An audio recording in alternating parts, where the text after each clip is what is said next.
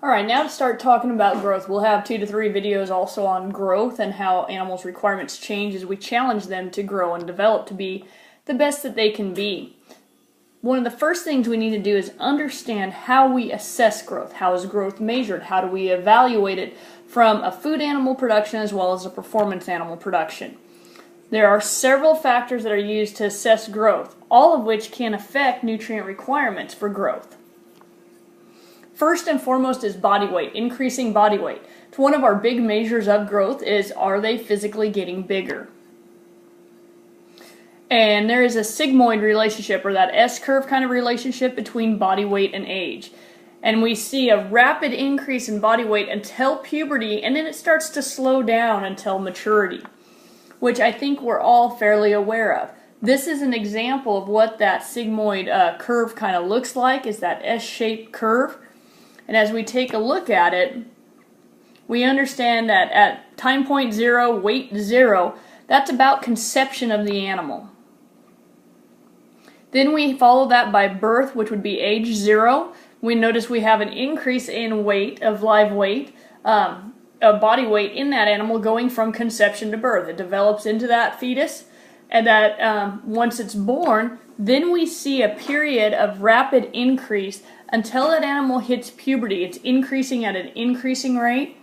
Then we tend to shift after puberty until maturity to increase at a decreasing rate. So when we take a look at all of these things, let me pull those back up here. So when we take a look here, what we should see is that from birth to puberty, there is a drastic increase in body weight from this side over those first several months of age. Then once we cross over from puberty, we start to see that growth rate slowing down until it hits a plateau point, and that's where we call maturity. And once that animal hits maturity, then we see a leveling off of that growth curve where that animal is considered mature, not growing in live weight or in body weight anymore. Next, we can look at an increase in size or stature, or the frame of the animal. And this is kind of getting the skeletal side of it a little bit. Size is very different from body weight. Body weight is just referring to mass, but the animal skeleton can elongate both directions, both length and height, and changes over time. We can have 2 different animals that are the same body weight, but they're very different frame sizes. The maximum size that an animal can be is going to be determined by genetics. Some examples of this on the beef cattle side of it. We have some of what we call our British breeds, Angus, Hereford, Shorthorn. Those breeds mature at a smaller frame size than some of what we call our continental breeds, Charolais, Maine Anjou, Limousin. Some of those types of breeds actually have a larger frame size. However, the mature cows could weigh about the same. They just have very different frame size. So genetics does determine maximum size. Nutritionally, we can't make them any bigger than their maximum size that then their genetics will allow. But what we can do nutritionally is feed them so that they do reach their maximum size. We can do that. We just can't make them bigger than that. Smaller species and breeds will mature faster than larger ones.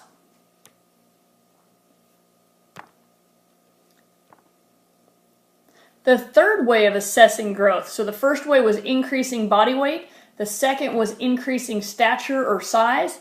The third way is the composition of the gain. Organs and tissues in the animals grow at different rates. And so as that animal is maturing, their tissue composition is changing. The proportion of protein to fat to bone all changes as they grow. Bone develops earlier than muscle does, which makes sense. They need to develop that skeleton prior to being able to develop the muscle to go on the skeleton. Muscle develops earlier than fat. Fat is one of the last things to develop, which makes sense. It's a sign of maturity.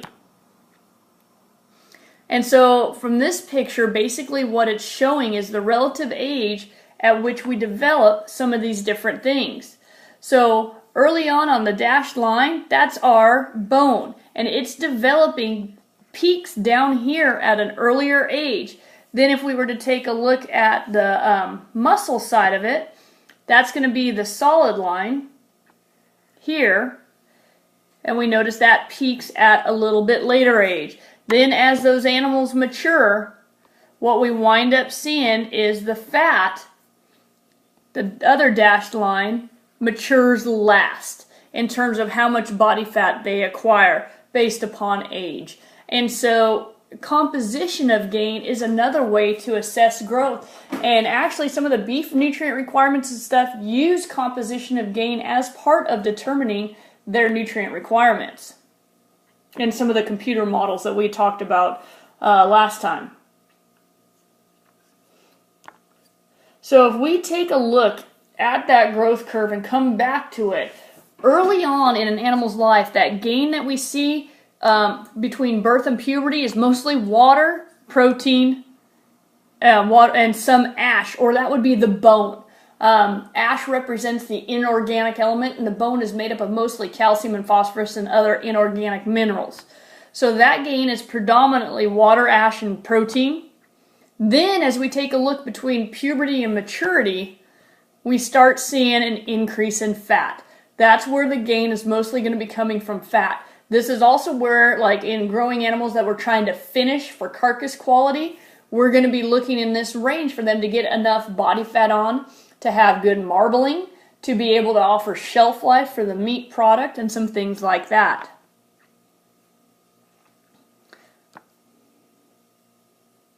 Some other factors that can affect the composition of the animal's gain include age, the genotype, their genetic capacity for growth. Some genotypes may be leaner than others, and that's going to affect the final composition of gain.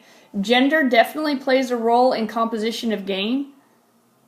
The nutrition, absolutely. We can manipulate composition of gain through diet. And so nutrient requirements change as that composition of gain changes, and we need to be flexible and able to adapt to that. If we overfeed energy, we are going to have animals putting on more fat. And sometimes we want to do that, sometimes we don't. But we can manipulate that composition through the diets we feed our animals. The challenge is if we're overfeeding energy, feed efficiency actually goes down. That feed to gain ratio that we talked about last week in activity, right here, that feed to gain ratio, it actually increases, meaning it takes more feed to produce a pound of gain when an animal is gaining fat. So that is not efficient to be able to do that.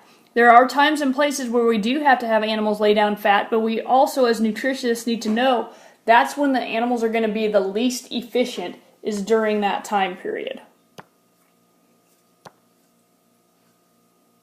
The fourth way to assess growth is through growth rate. We started looking into that last week when we were talking about average daily gain, and it is influenced by a combination of genetics and nutrition. And average daily gain is the most standard. We can either measure it in pounds or kilograms per day. And just looking back at that S-curve, understanding that the most rapid growth is from birth to puberty, and it starts slowing down as those animals mature. Generally, the faster the growth rate, the faster we get them to where they can deposit fat, and we'll see more fat deposited on animals with higher growth rates.